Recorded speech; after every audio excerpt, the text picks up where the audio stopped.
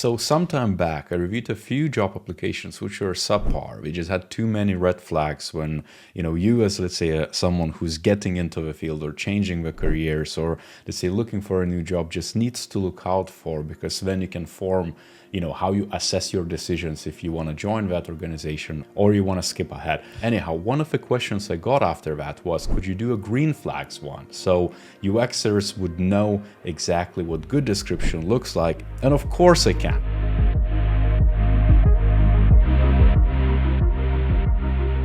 One thing that we need to caveat is that it really depends who you are and what your goals are and what you're looking for in that, let's say, next job opportunity you seek. Maybe it's a first job or something down the road. It's going to matter a lot. Good ads out there are going to list out exactly what you can expect, meaning specific interview parts, how much time is it going to take. And one caveat and red flag in this specific example, I know this is not a red flag video, but it's the tasks and presentations and things of that nature. But having said that, if you know that ahead of a time and not just down the road, that's still good, because it gives you, again, the clarity of expectations, and you can just say, okay, this is not for me. Next one, I feel like the big tech is pretty good at defining their standard templates for job ads, so you know exactly what to expect, and we keep it clean for a variety of reasons. I'm not gonna go into those reasons exactly why, but we usually outline pretty industry and skill set accurate type of job of description. So if it's UX role, you're gonna get UX descriptions. And one of the things which I like first and foremost is that you know exactly what you're applying for. Not just your role, but exactly which business unit, types of technology, things of that nature. That's always a plus, because then you can position yourself and say, hey, I have this portfolio case study which is relevant. Take a look at it. Maybe there's a match. Next one is really, where is the location based? So the transparency of actually if it's in office, if it's remote, especially now after the pandemic, our behavior has changed and our attitudes towards and expectations change. Knowing that exactly saves you time, but also them.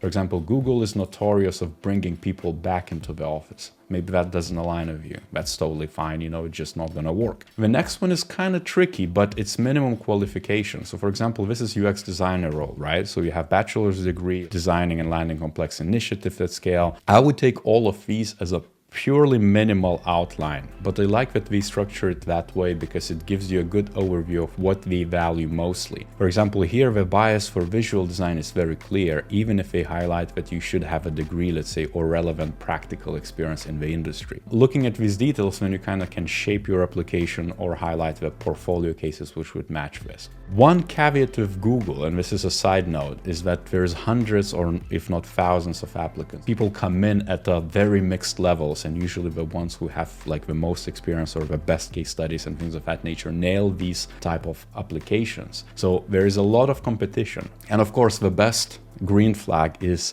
variety. It's mature enough organization. That's a massive green flag, because if you have specialists, it means that they value that specific specialty, or that specialty actually can do the job they're supposed to do. Developing impactful relationships and partnerships, working with stakeholders, things of that nature, it clearly indicates what majority of your work is going to be like, because that's what UX usually is about. It's not just you taking away and kind of ideating or defining things or researching and kind of working solo. You're kind of gonna have to do a lot of work with your team and partnering up and make it a team sport ultimately, which I kind of hammer as a message again and again, which is a green flag to me, because that's exactly how you make everything design a success. And the next one is a senior, but immediately one of the things is a transparency in salary expectations. So you know the range, you know exactly what sort of senior it is. Is it lower level senior? Is it higher? You can actually see exactly what you're going to be focusing on. It's very simple. At least we outline this big initiative and this strategic drive. So you can say, okay, maybe I have some omni-channel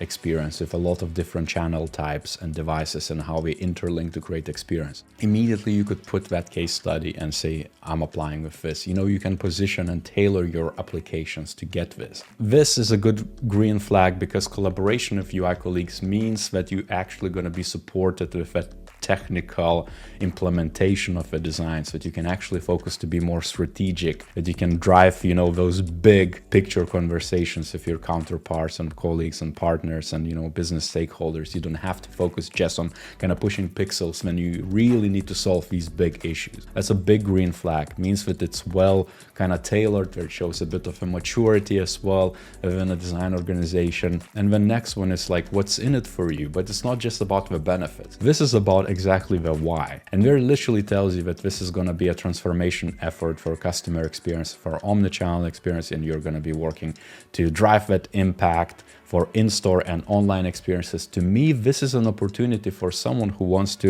step out from that UI design and churning apps and websites and not doing like actual user experience, which could have any other kind of touch point. It could be physical, it could be hardware, it could be unspoken, it could be process, it could be a lot of holistic things. And this is an opportunity and a green flag for those people who might have been senior so far, or maybe midways, but they want to expand their contribution and the impact they'll deliver through service design skills or more strategic skills. And the next one is a startup. And why I put this green meatball here is because this is from AngelList, so you probably can find a lot of different applications there. But what I liked is not just that we put the salary, but we also add equity and shares you're gonna get. And doesn't matter how small it is, it kind of shows that there's expectation for skin in the game, that you're going to be part of this, that you're going to build this. Ultimately, when startups don't have any shares or things of that nature, then you become just an employee,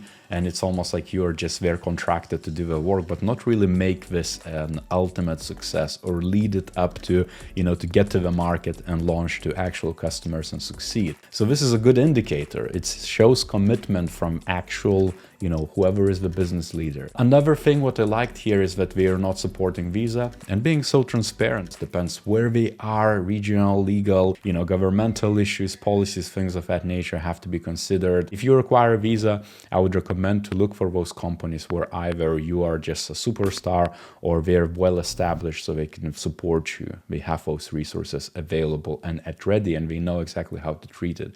Chances are a lot of startups just not going to know how to do this. Of course, that's a good thing, because if you can apply or not. You're not going to waste your time tailoring your resume, your application, things of that nature. And this is me personally, of course, but I like when job specs, some sort of thing which relates you again with a why and why you're doing this. Let's say if you would apply for medical field, having skin in the game or having previously worked for medical field is going to aid you a lot, because you're going to know of a lot of different small intricacies which you wouldn't know otherwise. So that candidate immediately can stand out. And if, let's say, you have some, crypto, or you are passionate about NFTs, or you understand how blockchain works, or have worked with that in the past, this is a massive one. When you can highlight in your resume, you can highlight in the application, leave a note or contact that hiring contact that blanked out and say, hey, I'm passionate about this, I think it's a match. It's much more likely to land that way.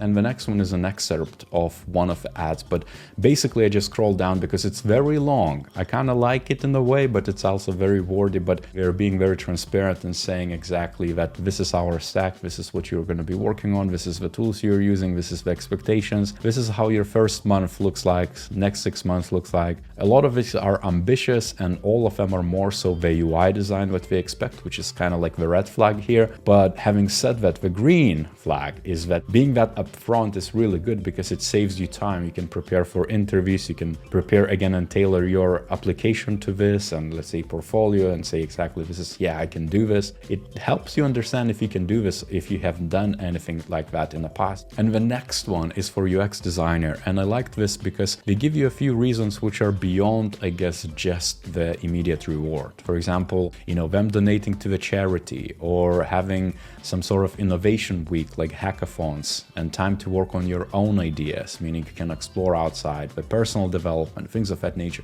It tells you, one, the culture there, it tells you how tightly knit the team is, it tells you that there is a trust from the actual founding team, a lot of different signals here. So that's what I liked about it a lot. They're driving a lot of the user research being like almost like a necessary part of the design, which I totally agree. I feel like if there's no research, there shouldn't be any design, because then you're just wasting pixels and wasting energy. It's not non-sustainable for one, and two, it's not really good UX. So I like when job ads actually do justice or try to do justice for what good design looks like, especially if it's human-centered, user-centered, not just designed for design's sake. And lastly, I have a few examples of good stuff for more senior roles. So head of, director, leadership roles. Ultimately, this one good thing, I guess, which I didn't highlight, is the good pay. And this is good pay, I guess, for UK standards. Maybe not so much in the West Coast in the US. It's 10 years of experience with minimum 4 years in lead level design positions. And I kind of have to agree with these type of numbers.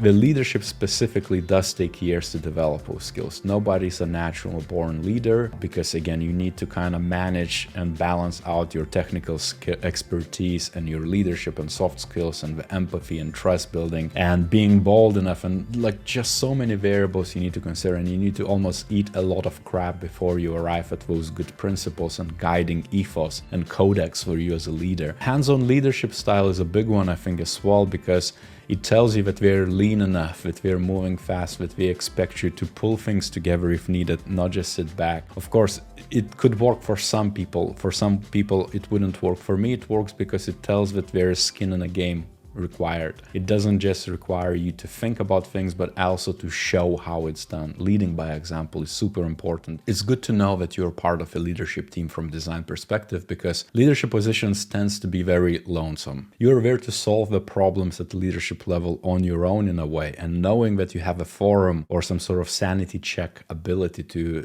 check these big strategic decisions is always good, especially from other design leaders, because we know what you're going through, or maybe we had that experience in the past. So that's a big one. I also pulled up these things, and I think this is going to be applicable to absolutely any role, any seniority level, any type. It's driving with a bit more. It's almost like they're asking you to write a cover letter within the job application instead of making this like fleshed out, like official forced love letter. Hey, list a couple of projects that are good examples of work you're proud of or are exemplary to how you like to work. Describe, share a link, yada yada. Since asking questions and questioning assumptions are a big part of this culture, we are curious to ask, what questions would you have for us? What an awesome question for a job ad. It doesn't just connect a resume or application with a recruiter, it connects person to person. And lastly, it's UX team lead role, but this is a big one.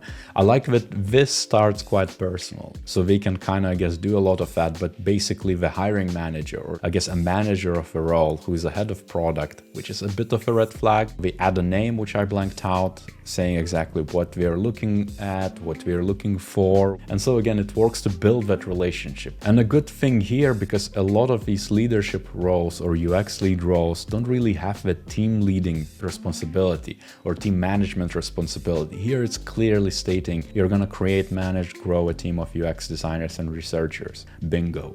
There's going to be a maturity things, and almost like what I highlighted before, that hey, you're going to report to head of product, therefore design might be deprioritized as a specialty altogether. Probably I'm wrong. It's clearly stating that hey, you're actually going to need to build up UX design and research capabilities, and you're going to need to implement workflows, ways of working between the teams and capabilities and things of that nature. So it's kind of like it's a pretty damn good example of, you know, a good job ad. As highlighted before, as a caveat, it depends on you, what you're after, what you're looking for in terms of culture, benefits, rewards, transparency, the clarity of expectations, your own development goals, yada, yada, yada. So many different variables to consider. So do that, think about it, and then evaluate if it's the right job or not.